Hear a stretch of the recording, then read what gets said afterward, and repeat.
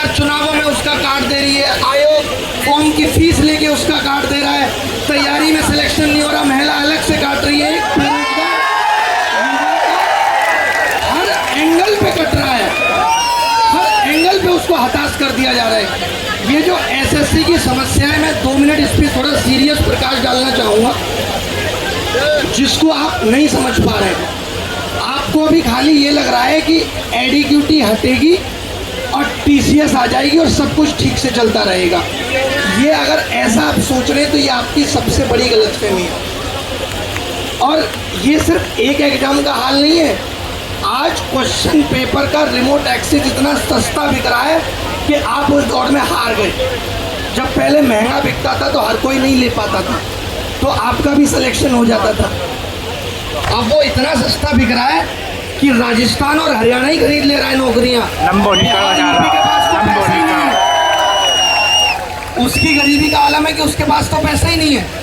ये राजस्थान वाले दिल पे ना ले, जो खरीद रहे हैं उनको पता होगा, वो यहाँ नहीं है, वो यहाँ नहीं है। तो बात इतनी सी है कि जिस एडुकेटी की हम बात कर रहे हैं, जिस इंफ्रास्ट्रक्चर की आप बात कर रहे हो, कि आपकी यही डिमांड है सरकार से कि इंफ्रास्ट्रक्चर सुधार दो। इंफ्रास्ट्रक्चर कोई एक वर्ड नहीं है। आप सोचिए, आपके 1.5 लाख के लैपटॉप में साल भर में प्रॉब्लम आने लगती है। जो लोग यहाँ कंपनियाँ चला रहे हैं, उन्होंने अपने यहाँ कंप्यूटरों को ठीक करने के लिए लोग रखे हुए हैं, और यहाँ ये 10,000 के सेकेंड हैंड कंप्यूटर पे आपका एग्जाम करा रहे हैं, तो कहाँ से ठीक चलेगा? और आप कह रहे हो कि इंफ्रास्ट्रक्चर ठीक कर दो। उसको ठीक करने के लिए ये मान लो कि 1 लाख नए सिस्टम चाहिए, 1.5 लाख रुपए के, यानी सरकार को 10,000 करोड़ रुपए खर्च करने पड़ेंगे अगर वो एग्जाम सिस्टम को ठीक करना चाहते हैं। मगर सरकार के एजेंडा में ये है ही नहीं। उनको तो ये सरकारी नौकरी एकदम खत्म करनी है। वो कहते हैं हमें group B, group C, group D को नौकरी देनी नहीं है।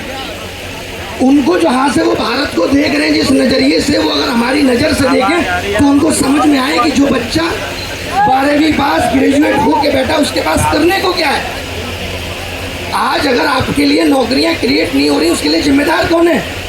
आपको 10th में कुछ नहीं सिखाया गया, आपको 12th में कुछ नहीं सिखाया गया, आपको ग्रेजुएशन में कोई स्किल नहीं दी गई, कोई इनोवेशन नहीं दिया गया। अब आपसे कह रहे हैं आपके पास कुछ है ही नहीं और सरकारी नौकरी हम आपको देंगे नहीं। अब आप रोड पे घूमते रहिए और बार बार इनको जिता के भेजते रहिए। एक सरकार को हम लोगों ने 12 साल दिए, भरोसा दिया कि सबका साथ सबका विकास करेंगे। आज कहाँ विकास है और कहाँ रोजगार है, सब तिलंडे में चला गया, कुछ पता नहीं है। तो ये आवाज आपकी सरकार तक पहुंचनी चाहिए। एक दिन में नहीं ठीक होगा, 2 दिन में नहीं ठीक होगा, लेकिन सरकार मनसा तो दिखाए ठीक करने की। इनकी तो मनसा ही नहीं है। यूपीएसआई का फॉर्म आया, उसमें केवल फॉर्म फीस के अलावा कोई डिटेल नहीं है। कब एग्जाम होगा, क्या सिलेबस होगा, नहीं। अभी आप हमें 500 दो, हमें राशन बांटने तो फिर देखेंगे।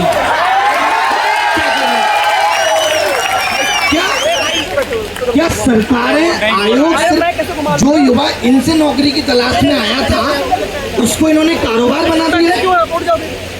बताइए, 3-3, 4-4 साल आप तैयारी कर रहे हो, 3-3, 4-4 कोचिंगों में फीस दे रहे हो, आपका तो हर जगह ही कट रहा है। मैंने कहा अगर नौकरी ठीक तरीके से दी जाती, जैसे पहले भी दी जाती, तो इतनी आवाज़ें नहीं उठती। आज इतने लोगों को रामलीला मैदान में आके बैठना नहीं पड़ता। ये इस देश का दुर्भाग्य है, जहां हम कह रहे हैं हम डिजिटल इंडिया में, और यहाँ बच्चा बैठ के रो रहा है हमें माउस ठीक दे दो, हमें कीबोर्ड ठीक दे दो।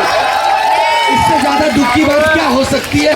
जहाँ हमारे प्रधानमंत्री जी 360 करोड़ विदेश घूमने पे कर देते हैं और वहाँ से यही सीख के आते हैं कि वहाँ सरकारी नौकरी का क्रेज नहीं है। जिस चीज का क्रेज है वो भी सिखाते कि बच्चा भी वही कर लेता। बाकी और भी बहुत लोग हैं जो अपनी अपनी बातें रखेंगे, वक्त बहुत कम है, लेकिन जिंदगी को जीते रहिए और उम्मीद रखिए। उम्मीद से बड़ा कुछ नहीं है।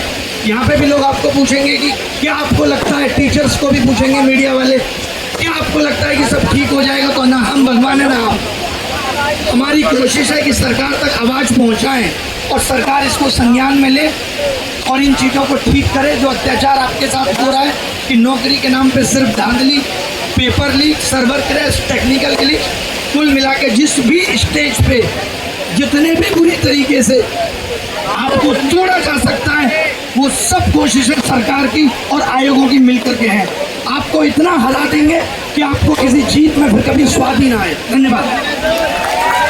बहुत बहुत धन्यवाद सर। बहुत